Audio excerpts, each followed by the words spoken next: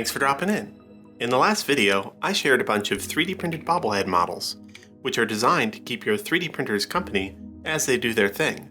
Even though these models are all very different, they use the same standardized spring and base design. That makes creating your own remix bobbleheads really easy. This week, I'm going to demo 12 recently created remixes, including a few designs of my own. I'll also share an updated spring and a new tool which makes assembling bobbleheads even easier. We've got a lot to cover, so let's get going. Those familiar with 3D printing memes and trends won't be shocked by this first remix. Within one day of the bobblehead video going live, kriswillcode posted this Dwayne "The Rock" Johnson bobblehead. Chris's excellent remix is based on an original sculpt by the talented JS Studio. If you look very closely, there are some rough spots under the chin and the ears, but it's very minor, nowhere near bad enough to get me to mess with support removal. The next three models are all remixes by Chinaquads. The first uses this low-poly Pikachu model designed by Flowalistik. Like all good low-poly models, this Pikachu is very easy to print and doesn't need supports. I really like the slightly askew ears. Chinaquad's next pointy-eared model is not quite so cute. This Batman bobble is based on an awesome sculpt by Mustang Dave. Due to large overhangs under the nose and chin, this print definitely needs supports. Other than that though, it's a very easy print. It's well balanced and it looks great. For their last model, Chinaquads jumped from DC to Marvel. This Spider-Man bobble is based on an elegantly framed bust designed by Happy Moon. Even better, the Amazing Spider-Man requires no supports. Unfortunately, Spidey does have a rather large head. If you print this for yourself, use minimum infill, no more than 10%, or the extra weight will make him a bit droopy. The next bobblehead has an even larger noggin, but thanks to some clever modeling, that doesn't get him down.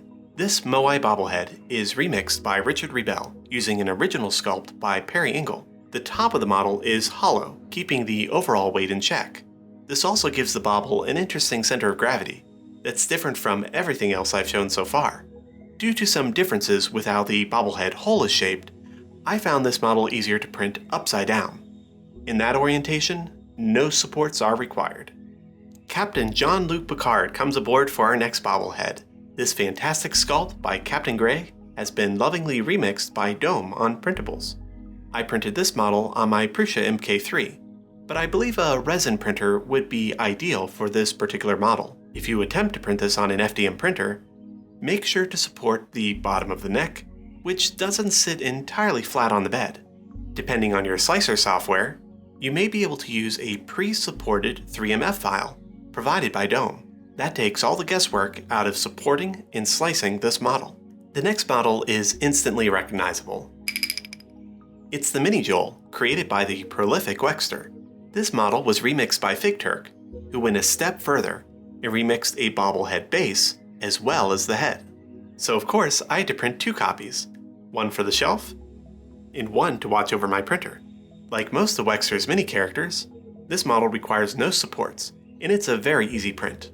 The Mini Joule isn't the only 3D printing nerd-inspired bobblehead this week. Joel recently commissioned Chelsea of Chaos Core Tech to sculpt Serpentor from GI Joe. This model was so intricate, I knew it had to join the collection, so I bobbled him up. And then I bobbled him up again, until I got the right balance and scale. If you plan to print your own, Serpentor does require supports. That's especially true around the top of the snake mouth helmet, whatever this area is. The last video's R2-D2 dance led to calls for more Star Wars bobbles, so I've returned with two designs to satisfy those demands. First, we have a remix of Flowalistik's low-poly Vader. What can I say? Low-poly Flowalistik models are perfect for bobbleheads. I decided to pair Lord Vader with this brand new model of a Gonk droid. Both bobbleheads print support-free and pay homage to equally important figures in Star Wars lore. For my last two designs, I plundered my archive of older projects. I started with my customizable Mario brick block project. That led to this brick block box bobble. This model is easier to print than it is to say. Next, I reviewed my twist lock box collection and determined that the Doctor Who Tardis would make an excellent bobble. While also very easy to print, The Tardis is the tallest bobble yet. It's way too top heavy to use the same stand as everything else. So it comes with a custom base that gives it a better center of rotation. I hope that this base will make a larger range of models suitable to be bobbleheads. Okay, that's it for bobble designs. As you can see, I printed and assembled quite a lot of these.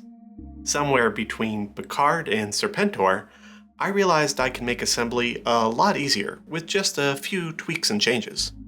The first is an update to the bobblehead spring. It's pretty subtle, but one side of the spring now has extended handles. This makes it easier to use a flathead screwdriver to push the spring all the way into the bobblehead. Or, instead of a screwdriver, you can use the second update, a spring insert tool. This little tool keeps the spring from bending all over the place as you attach it to the bobblehead. It works with both the new and the old springs, although I still recommend switching to the new ones anyway. With these updates, you should now be able to get a more reliable, perfectly aligned spring for superior bobble action. And remember, if the connection is a bit loose, just add a little bit of glue to the spring to really keep that in place. Before closing out, I wanted to thank all the designers who remixed custom bobbleheads or who made original models that made these remixes possible. There are a lot of designs I wasn't able to get to in this video, but it's awesome seeing all these amazing designs shared by makers around the world. So until next time, happy printing and thanks for stopping by.